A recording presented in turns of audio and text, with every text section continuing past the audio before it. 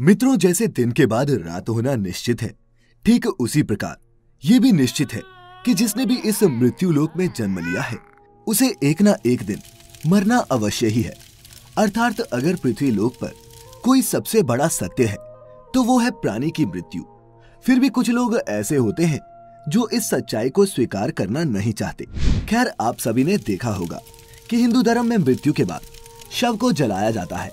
साथ ही आपने ये भी देखा होगा कि अगर किसी की मृत्यु सूर्यास्त के बाद होती है तो उसका दाह संस्कार अगले दिन किया जाता है, रात को नहीं। ऐसे में आपने गौर किया होगा कि किसी परिवार में अगर किसी की मृत्यु शाम के बाद होती है तो उसके शव को अकेला नहीं छोड़ा जाता। परंतु मित्रों, क्या आप जानते हैं कि शव को रात भर अकेला क्यों नहीं छोड़ा जाता? अगर नहीं तो इस वीडियो को अंत तक जरूर देखें, क्योंकि मैं आपको इसी सवाल का जवाब बताने वाला हूँ, जिसका वर्णन गरुड़ पुराण में विस्तार से किया गया है। तो चलिए अब बिना किसी देरी के गरुड़ पुराण की ये बातें जानते हैं। नमस्कार और द डिवाइन टेल्स पर आपका एक बार फिर से स्वागत है।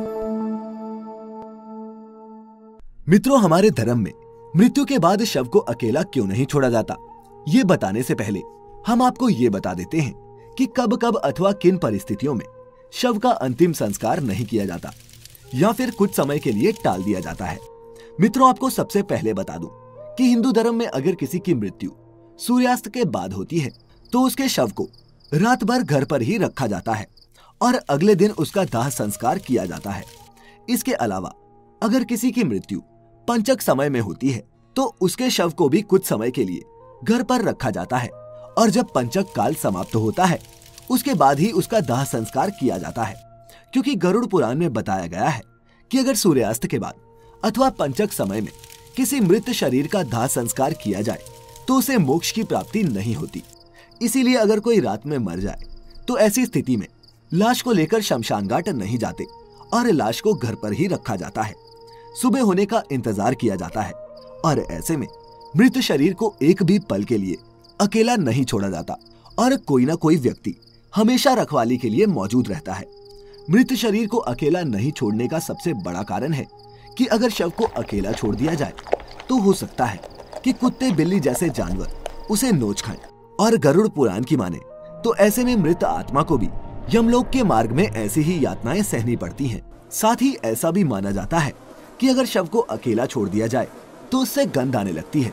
ऐसे में ये जरूरी हो जाता है कि वहाँ कोई न कोई व्यक्ति बैठा रहे और धूप या अगरबत्ती शव के चारों तरफ जलाता रहे ताकि शव से आने वाली दुर्गंध चारों ओर न फैले।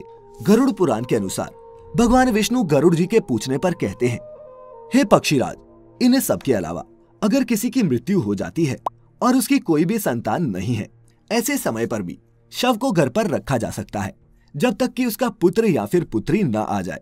क्योंकि जब खुद की संतान मृत शरीर को मुखाग्नि नहीं देती तो उसका उद्धार नहीं हो पाता, अर्थात वह कई वर्षों तक इसी मृत्यु लोक में भटकता रहता है।